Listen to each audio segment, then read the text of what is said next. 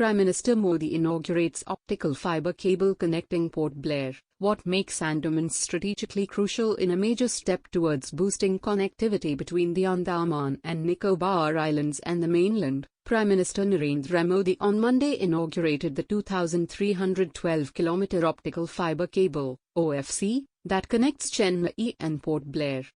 From Chennai to Port Blair to Little Andaman and Port Blair to Swaraj Dweep, this service has started in large part of Andaman Nicobar from today, the PM said. Prime Minister Modi had laid the foundation for the project, which will bring high-speed broadband to the islands, on the 30th of December 2018. While the Bharat Sanchar Nigam Limited executed the project, Telecommunications Consultants India Limited was the technical consultant. The OFC was laid at a cost of around 1,224 crore. The PM said that besides boosting connectivity, the laying of the undersea cable will also help tourism, which is a key source of income for the inhabitants of the beautiful islands. However, the project is also a reminder of the strategic importance of the Andaman and Nicobar Islands, and their emergence as a critical archipelago in the Indian Ocean region as India grapples with the consequences of an increasingly aggressive China. Strategic importance of the Andamans. The Andaman and Nicobar group has 572 islands, of which 37 are inhabited. Some of these are home to indigenous tribes that have been declared as no-go areas and are closed to nearly everyone except government and defense officials and, in some cases, researchers. The spread and location of the islands along the Bay of Bengal and Indian Ocean make them crucial to India's maritime security and larger strategic goals.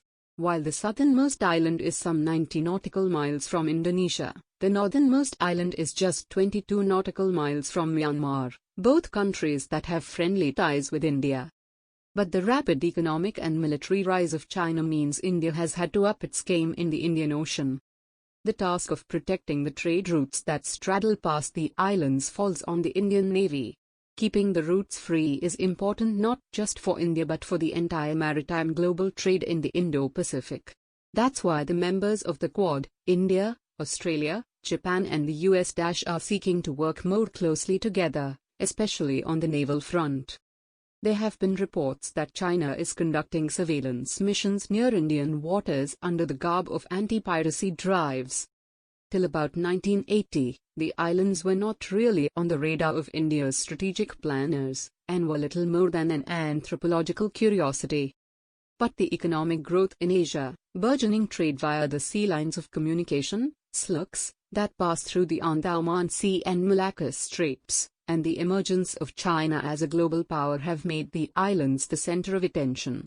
Two Chinese projects in particular, the China-Burma Economic Corridor and a waterway linking the Gulf of Thailand to the Andaman Sea, the latter is still in a proposal state, have made the Indian strategic community sit up and take notice as Chinese business interests tie up with the Andaman Sea.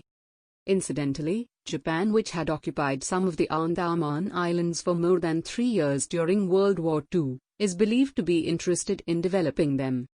Currently, the Tri-Services Andaman and Nicobar Command is at the operational heart of India's strategic and security interests in the Indian Ocean.